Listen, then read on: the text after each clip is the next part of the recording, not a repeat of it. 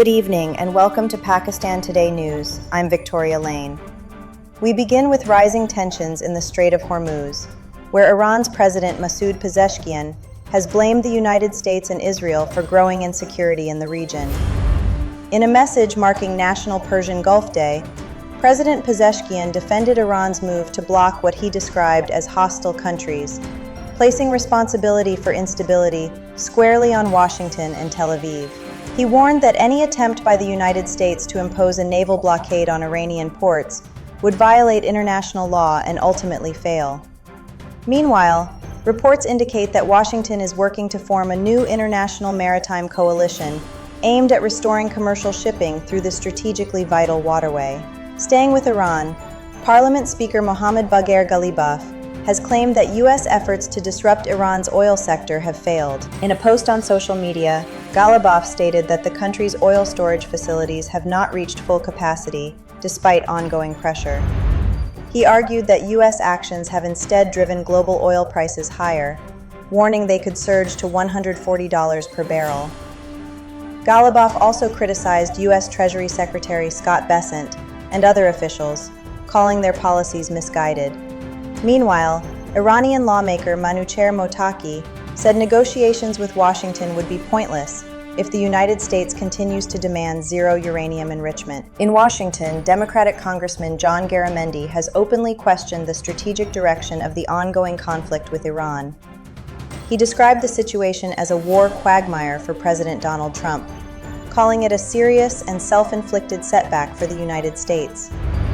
Garamendi stated that 13 American soldiers have been killed so far, and accused Defense Secretary Pete Hegseth of misleading the public.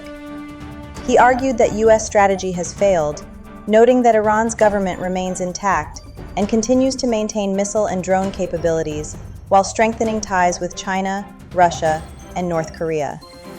In response, Secretary Hegseth rejected the criticism, calling the remarks irresponsible and harmful propaganda.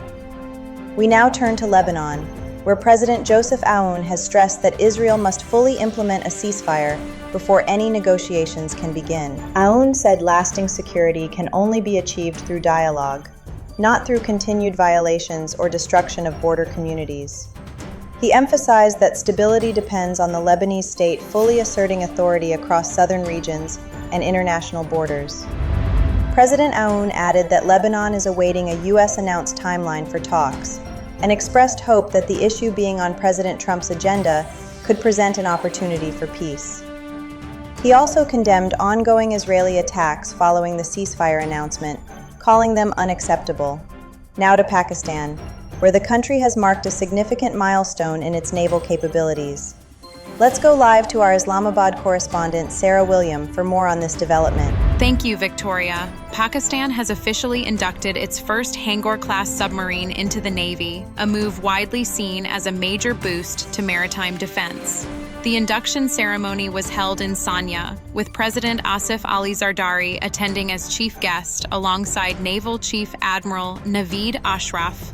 Officials say the submarine is equipped with advanced weapons, sensors, and air-independent propulsion technology, enhancing Pakistan's operational reach and stealth capabilities. The leadership has described the development as a key step in strengthening deterrence and securing vital sea lanes in the Arabian Sea and beyond. The project also highlights deepening defense cooperation between Pakistan and China. Thank you, Sarah, for that report. In another major development, Prime Minister Shehbaz Sharif has formally launched the Apna Ghar scheme, aimed at addressing the country's housing needs. At a ceremony, the Prime Minister distributed bank checks to eligible loan recipients under the initiative. The scheme offers housing loans of up to 10 million rupees on easy terms across all provinces, as well as Gilgit-Baltistan and Azad Kashmir. Shehbaz Sharif described housing as a fundamental responsibility of the state, and announced an initial target of 50,000 loans, backed by financing worth 321 billion rupees.